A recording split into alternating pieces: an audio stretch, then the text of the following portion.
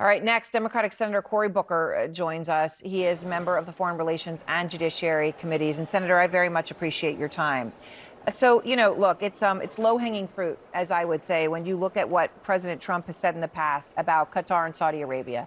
He has said that Qatar is a funder of terrorism at the highest level. He has said that it is categorically wrong to take money from them in the case of Hillary Clinton. And he has said when taking money from lobbyists that if you do that now, they'll come down the line and ask for something from you. There's no such thing as no strings attached. So it's all on tape. And yet here we are. Why do you think suddenly he has changed his tune on Qatar from being a funder of terrorism at the highest level to taking this plane from them?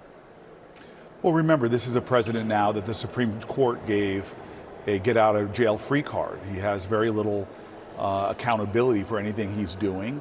The Republicans in Congress haven't held one hearing on his meme coin, on all the ways he's grifting off of his job.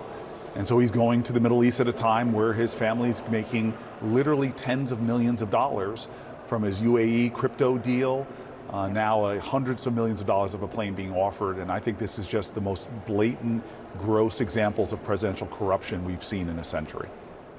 You're on the Judiciary Committee, and I know that you are trying to get answers in that capacity from the Attorney General Pam Bondi about the jet.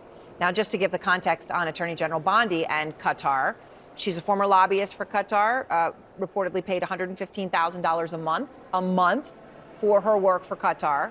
And she is now, as the Attorney General of the United States, signed off saying it is fine in the legal context right now for Trump to get this gift from Qatar. Do you have any chance of getting any real answers from her, given that context? Again, as long as the Congress, which is supposed to provide a check and balance on the president, as long as Republicans refuse to have hearings, refuse to provide any oversight, it's very difficult for us to get answers. We are dealing with a situation with the presidency that is defying a 9-0 order from the Supreme Court, that is literally calling out judges who rule against them in a way that imperils them and endangers them, as people are now threatening our federal judges at rates we've never seen before, and is operating completely independent of any kind of congressional check or balance. We are in a crisis right now with an authoritarian inclined president who is enriching himself in broad daylight and unfortunately at the expense of what's in the best interest of the American people. You mentioned the crypto deals. Obviously, the New York Times has reported on massive deals in both Dubai and Abu Dhabi and the UAE, where the president will be heading tomorrow. The Abu Dhabi deal, we understand, is $2 billion, which is connected to a firm set up by the Trump family. This is the New York Times reporting.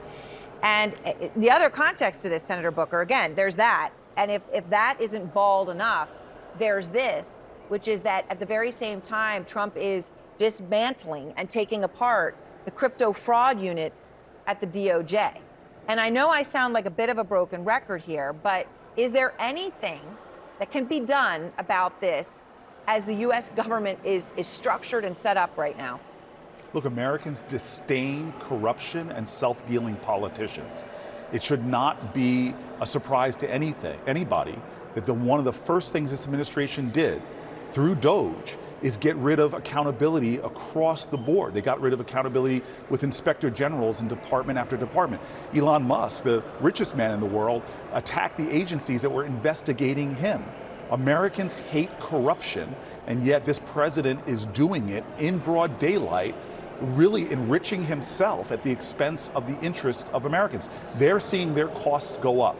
Americans are seeing their grocery costs going up. They're seeing suffering as a result of these tariffs. Small businesses are in crisis right now as this president cruises through the Middle East with a bag open, basically collecting more and more money. This is wrong, and my Republican colleagues should be standing up and saying, at the very least, we are going to hold hearings to investigate these allegations of corruption.